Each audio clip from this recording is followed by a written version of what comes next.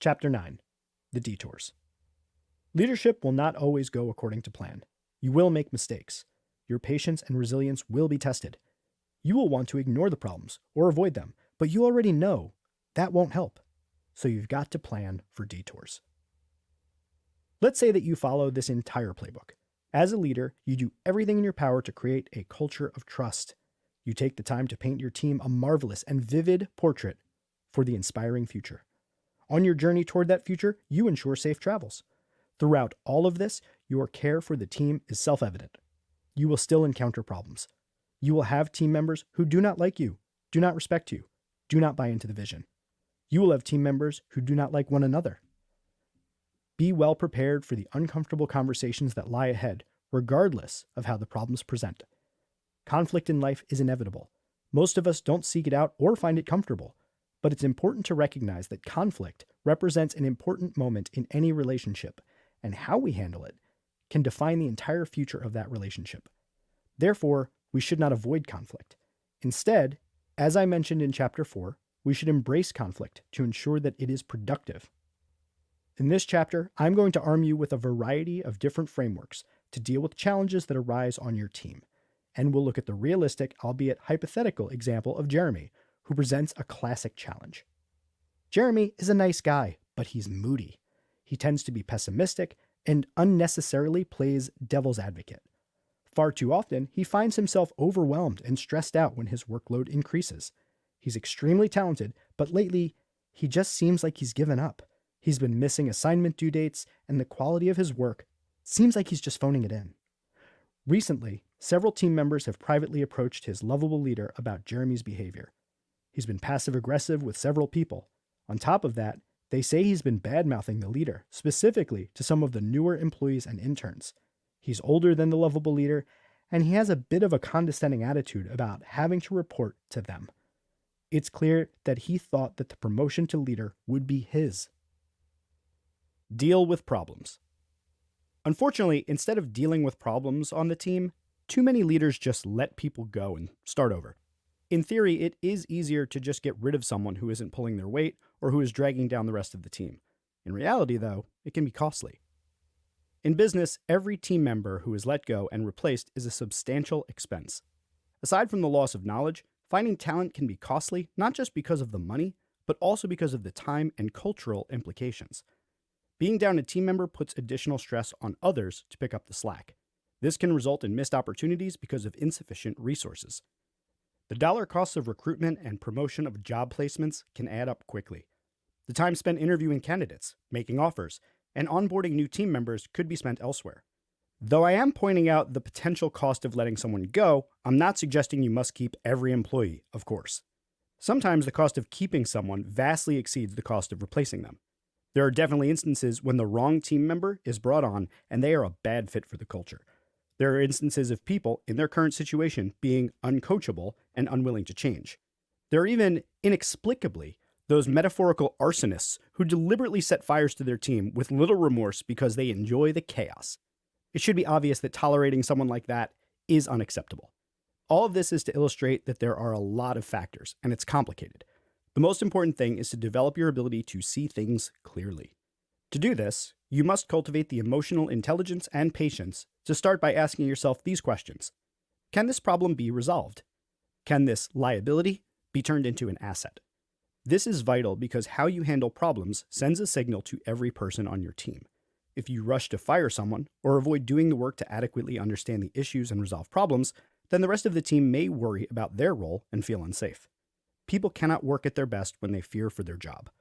Unfortunately, this is the part of the book where we have to acknowledge that try as you might, your team will encounter problems, and you will need to deal with it. Try as you might to sit on the same side of the table, you will only be able to help those who are willing to work with you. At the end of this chapter, we'll talk more about when to fire someone and the steps to take when doing so.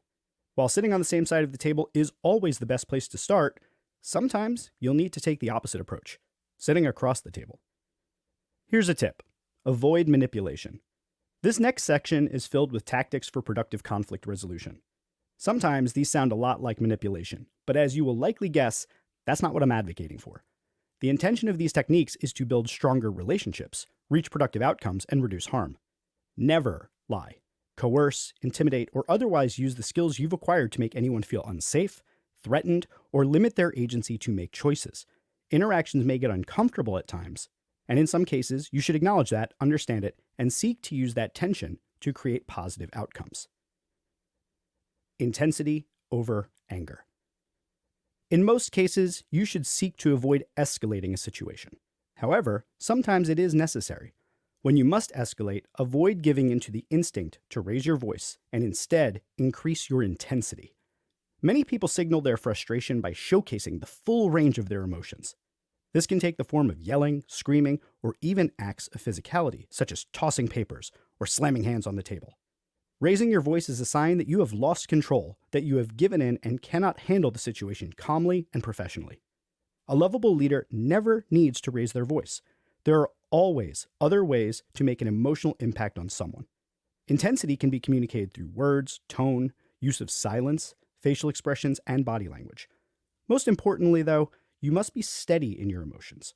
Sometimes, looking intently at someone and asking a single pointed question can land with substantially more weight than raising your voice ever could. Remember Jeremy, our pessimistic devil's advocate? More than a handful of leaders would confront him and express their anger with his behavior, perhaps in a private meeting or even in front of other team members. A lovable leader might approach the situation differently. A lovable leader is aware of when their ego is hurt. Instead of reacting, they plan conversations that will be intense and effective. A lovable leader might plan a private, in-person meeting with Jeremy. In this meeting, the lovable leader would make Jeremy feel comfortable and then use a direct, confronting question to throw him off balance and build tension in the room. A lovable leader must stand firm. Many will see the title of this book and assume that lovable leadership is all about rainbows, stickers, and soft-serve ice cream with sprinkles. Lovable leadership is built atop positive experiences, compassion, empathy, and kindness, but we are not operating in a vacuum here. You will not always be able to hug it out. So while you must remain compassionate, empathetic, and kind, you must also have the requisite skills to effectively stand your ground, defend your positions, and deal with disrespect. If you find that you are being disrespected, you have not yet attained your goal. Respect is a subjective experience, so we should outline what it means to be disrespected and differentiate that from unacceptable levels of performance.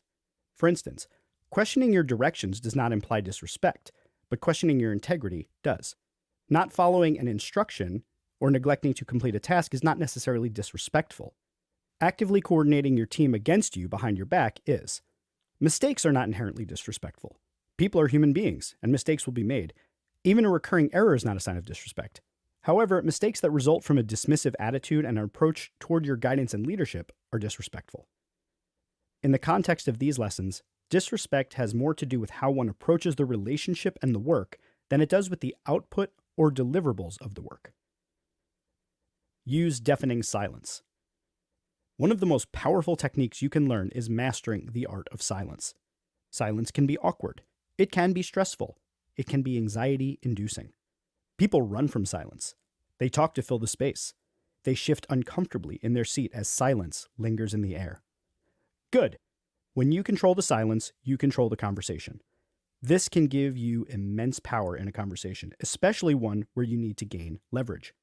For example, when you ask a question and then sit comfortably in the silence, it puts you squarely in control of the flow of conversation.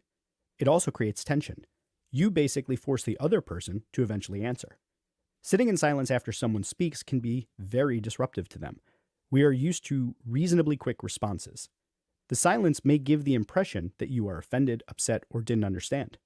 They will often scramble to fill the silence. When people feel uncomfortable in silence, they often begin blabbing just to avoid the discomfort. You may learn valuable information this way.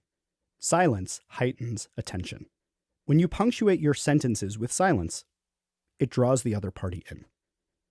You can also use silence when giving instructions. Insert a pause before making a substantive point to draw them in. During the silence, look them in the eyes. Ask questions. What happens when you ask a question? Did you notice how you instinctively began thinking about the answer there? Did you want to know the answer before I said it? Be honest. Did you think about the answer? Yes or no, you're only further proving the point.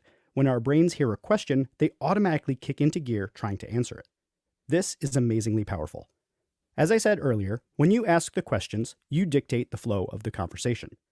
You can control the tone, pace, and direction of any conversation simply through the use of carefully posed questions. If you are dealing with a conflict, do not underestimate the power of questions. Here are a handful you can use to gather more information. Why? What makes you say that? What else can you say about that? What would you do if you were in my position? How do you think that might make your teammate feel? What are your next steps? These are just a few, but the goal is to put the conversation back in their hands and keep them talking. In each of these situations, you are getting the other party to help solve the problem or talk their way into identifying other problems. Now, without looking ahead, what do you think the third method of intensity is? Did I get you thinking about the answer again? Be clear and reasonable. In the desire to raise your intensity, you may feel the need to increase the gravity of the consequences or reinforce your title to give you more leverage. This is a mistake. Never make idle threats or appeal to your perceived authority to move a conversation toward a resolution. Instead, double down on the commitments of a lovable team. Most notably, the commitments to thoughtful, kind communication, alignment, and ownership. You are not engaged in a contest of will. You are not trying to win a fight. You did not sit down for this uncomfortable conversation to assert your org chart dominance. You did it to resolve an issue, so you need to return to your commitments and set an example. You are trying to get back into alignment. Be clear about your goals and why you are there. Listen to the other person's side of the story and ensure that what you're asking for is clear and reasonable in the context of their experience. Own the moral high ground. Owning the moral high ground is an attempt to remove any possible justification for a teammate's response when pressed about a lack of activity or results. To illustrate how this works, let's use the example of taking out the trash that we talked about earlier. Let's assume that taking out the trash is a shared responsibility among the team. If over the course of a 20-day work month, 5 team members ideally take out the trash 4 days, and you took out the trash 11 days, you would be in a reasonable position above reproach. If on top of that, you brought in 75% of the company's revenue, stepped in to help all 4 of your team members with their work, and bought lunch for the entire office, you are further insulated from criticism. When you find yourself in the middle of an uncomfortable, difficult conversation, you have an advantage of being armed with the knowledge that you have done the very same work you were asking your teammates to do, taken the ownership you encourage them to take, and spoken with the thoughtfulness, kindness, and respect that you expect. This is further magnified by the reality that you likely have more responsibilities to attend to than the people who report to you. If you can be a brilliant example, you will be afforded new opportunities to subtly shine a spotlight on the disparity between what was agreed to and what happened. Forced empathy. Assuming that you're practicing the other steps in this book, you already actively listen and empathize. You should have a good idea of the other person's story before you sit down to talk. If you sense that they are having trouble grasping the reason for a conversation about course correction, the best thing to do is switch places, metaphorically. What would you do if you were me right now? How would you handle this situation? That's the most basic way of doing it. Even more impactful is to thoroughly describe the problem that spurred this discussion, explain what your goals are, and then ask them to resolve it. Back to Jeremy. Here's what his lovable leader might say. Jeremy, you know how important it is for us to operate as a team. I've seen a few instances when you've given your teammates a passive-aggressive and sarcastic feedback, which some people could read as condescending. At the same time, according to our company dashboard, I also see your production is the lowest it has ever been. I love having you on the team, and I can see that something has been bothering you, yet I can't seem to get out of you what's wrong. Put yourself in my shoes. You've got a team member that you really care about, that you know is a star performer who has been underperforming, and you see that their behavior is starting to impact the mood of the team. What would you do in my position to get everything back on track? Forced empathy only works if you own some portion of the moral high ground. For example, Jeremy could respond to his leader with, well, if we're talking about people who are impatient and sarcastic, why aren't we talking about you? And while we're on the subject, it must be nice to sit on the sidelines and judge my production when every time I ask you for help, you're either too busy or just flat out talk down to me. If you want to be able to use the forced empathy technique, then when the other person puts themselves in your shoes, they need to see themselves as someone whom they aspire to be like, or at least who is reasonable and hardworking. The disappointment of a one-way street. I don't remember how old I was, but I had lied to my father about something. When he found out, he told me that he was disappointed and that I would need to earn back his trust. That is the last time I can recall lying. That D word, is weighted like an anvil. In general, we all want to be the best versions of ourselves. We want to impress those around us. We want to be important. We are also most reluctant to screw over the people who are on our side. In the same way that disappointing my father led me to a life of honesty, leaders can change bad behavior by turning on the streetlights to illuminate a one-way street. Imagine a continuation of the conversation with Jeremy, when he accuses his leader of all manner of sarcasm, judgment, and the like. Now, let's rest assured that all of those accusations are patently false. The lovable leader, by all other accounts, is kind and patient. Here's how the one-way street might play out after that. I hear what you're saying, and I apologize that you felt I wasn't there to support you. My calendar is available to the entire team, and it sounds like I didn't do enough to communicate that to you. For that, I'm sorry. That said, I'm a little disappointed that the conversation has gone in this direction. My intention in sitting down with you was to get us realigned. I'm committed to your growth in this organization, and I have no desire to argue with you. I'm trying to be on the same team here, and right now, I don't get the feeling that you share that commitment. If you give me the benefit of the doubt in the same way that I'm trying to give you the benefit of the doubt, can you understand how I might see things that way? The subtext of this is, I'm on your side. It's a shame that you're not on mine. It implies that they could resolve the issue if only Jeremy would come to the negotiating table. Again, this only works if you own the moral high ground. Tyrannical bosses have no leverage other than organizational and hierarchical threats. Real power happens when people willingly line up to support your vision, not when they're operating under coercion. Play the same game. A challenge you're likely to experience in conflict resolution conversations is that they go off on tangents, often unintentionally. Staying on message is important. In media training, people are typically instructed to stay on topic, to be prepared, and keep their cool, no matter what type of question an interviewer throws their way. The same is true for a conflict resolution discussion. You must stay on topic, focus on your objective, and stick to it, to see it through to the resolution. Like most conversations, the tough ones will have a beginning, middle, and end. These are the three places to ensure that both parties are on the same page about the purpose of the conversation and any other criteria to make sure no one is talking past one another. To start, you might ask for consent to have the conversation. I'd like to talk about your performance. I've noticed some issues, and I'd like for us to use this time to speak productively about how we can solve them. Does that sound reasonable to you? In the middle, you might check in. How are you feeling? Do you feel like we're on the right track? And at the end, you'll want to close the loop. Okay, so with everything we've discussed, are you on board and aligned with the plan? Leverage intermediaries. Sometimes you need a messenger who will talk to the person you're having a problem with to be the voice of reason. Not everyone is going to like you. Not everyone is going to recognize your value, regardless of how much you do or how visible or invisible that work is. As a leader, you'll be met with resistance from time to time, no matter how lovable you are or what a great communicator you are.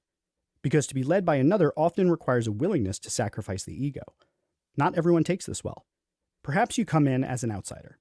As an example, think of how children often relate to a new step-parent. Perhaps you'll be resisted. In some cases, your personality may not mesh with certain members of your team. Do not take this personally, and do not try and climb this mountain alone. Often, the most effective strategy when you encounter resistance is to make an ally who is trusted by the person resisting you. In some cases, you will need a neutral or warm third party to help you progress. This can be true when dealing with your team members or clients. An endorsement from a third party can be a powerful thing. You're able to leverage the trust and social capital they've gained. This should be someone with whom the resistor already has social equity, whereas you may have none. If you have no trust in the bank from which to make a withdrawal, it is essential to leverage the social capital of others. While HR is a third-party option, it's typically not a particularly good option. HR represents the interests of the company, not the employee. You're looking to leverage relationship equity. This means understanding the social circles that exist within an organization. Friendships are made at work, and alliances among colleagues will naturally form. This is where you want to go in search of an intermediary who can help. Involving HR can sometimes make things feel far more formal and consequential. If the ideal intermediary also happens to work in HR, you can still choose them, but then again, what you're primarily looking for is someone with whom you have a relationship and who also has a relationship with the person you need to deal with. You need someone who can lend you some of their social equity by vouching for you. Remember, you're not using this person, you're leveraging them for a positive outcome. Make sure that their participation leaves them better off in both relationships, the one with you and the one with the person you need to improve your relationship with. stacking principles for ultimate leverage. Each of these principles I've described, when used discreetly, will help correct a situation. Combining them can act as a force multiplier. In a conversation, the more leverage you need to get things back on track, the more of these principles and other strategies from this book you'll want to combine. For instance, you could ask questions to control the flow of conversation and use deafening silence while waiting for the answers. You could then follow it up with clear and reasonable requests, trying to lock it in with, "Does this sound reasonable? Can we agree to this?" If they don't accept, try using forced empathy, asking, "What would you do if you were in my position?" If the conversation goes off track, make sure to keep bringing it back to the objective. If the struggles continue, lean on the moral high ground that you've built and point out the one-way street, saying something like, "I hope you can see how hard I'm trying to make this work. I really value having you on the team, and I'm honestly a little disappointed that I can't seem to figure out how to get you as invested in resolving the issue as I am." If you've done the work from previous chapters, such as enrolling the team member in the commitments of the team, ensuring everyone understands productive conflict, and making expectations clear, you have a variety of different directions in which you can take the conversation to realign. Time to hit eject. Every leader will inevitably have to go through it. At some point, you'll ask yourself, where's the line before you get rid of someone or give up on them? I cannot definitively answer that for you because each scenario is different. Here are a few guidelines I adhere to. Remove someone from the team if they have 1. Given up and shown no interest in turning things around. 2. Displayed constant hostility toward you and other team members. 3. Poisoned the well by creating unmanageable friction on the team. 4. Taken deliberate actions to sabotage the team. Before you act, make sure that you fully understand how things came to this. Whenever you have to remove someone from the team, try to do so with as little harm to them as possible. This benefits you by showing the team you care even when things don't work out. It also allows you to potentially preserve a relationship that may not have worked out for reasons beyond either of your control. Sometimes it's just a bad fit. In a professional setting, you could write a LinkedIn recommendation, offer to do an interview coaching session, or introduce them to other companies that may have open positions. This is one more instance of coming back to kindness and respect.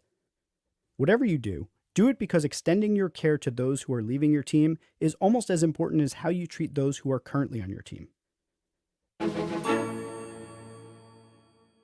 Lovable Leader's Cheat Sheet.